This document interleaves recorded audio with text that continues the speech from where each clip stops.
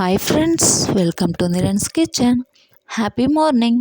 Today என் தம்பி வந்து 5 எக்கு வாங்கிட்டு வந்து கொடுத்தாப்படி. சரி ஏதோ ரெசிபி செஞ்சு தர சொல்லி சரி நான் எக் லாலிபாப் செய்யலான்னு பிளான் பண்ணி ஃபஸ்ட்டு ஒரு 4 எக்கு பாத்திரத்தில் போட்டு வேக வச்சுக்கலான்னு வச்சுட்டேன். இந்த கேப்பில் என் தம்பி எழுந்துட்டாங்க. சரி அவங்களுக்கு ஃபீட் பண்ணி தூங்க வச்சுட்டு வரத்துக்குள்ளே எக்கு ரெடி ஆகிடுச்சு. இப்போ எக்கு வந்து ஒவ்வொன்றா எடுத்து இந்த மாதிரி பீஸ் பண்ணி வச்சுக்கலாம். பாருங்கள், இந்த அளவு கட் பண்ணணும். இந்த மாதிரி எல்லா எக்கையும் கட் பண்ணி வச்சுக்கலாம்.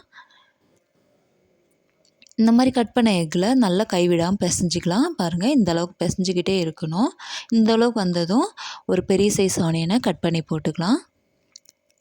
2 க்ரீன் சில்லி கட் பண்ணி போட்டுக்கலாம். கொஞ்சமாக கொத்தமல்லி தழை, 2 டீஸ்பூன் அரிசி மாவு போட்டுக்கலாம். 1 டீஸ்பூன் கரம் மசாலா, 1/2 டீஸ்பூன் மிளகாத்தூள், தேவையான அளவு உப்பு போட்டு நல்லா மிக்ஸ் பண்ணிக்கலாம். பாருங்கள், இந்த அளவு மிக்ஸ் பண்ணதுமே ஒவ்வொரு சின்ன சின்ன உருண்டையாக எடுத்து பிடிச்சிக்கலாம்.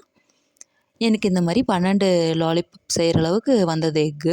இப்போ பிரெட் க்ரம்ஸ் ரெடி பண்ணியாச்சு. ஆல்ரெடி எக்கு நல்லா மிக்ஸ் பண்ணி வச்சுக்கலாம். இப்போ எக்கில் டிப் பண்ணிவிட்டு நெக்ஸ்ட்டு பிரெட் க்ரம்ஸில் கோட்டிங் பண்ணிக்கலாம்.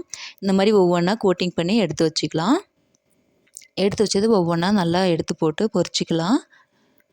பாருங்கள், இந்த அளவுக்கு எண்ணெய் வந்து காஞ்சிருக்கணும். நல்லா 2 சைடு திருப்பி போட்டு வேக வைக்கலாம். மீடியம் ஃப்ளேமில் வைக்கலாம். அப்போ தான் நல்லா வேகும். பாருங்கள், ரெடி ஆகிடுச்சு. இப்போ எல்லாம் பொரிச்சாச்சு.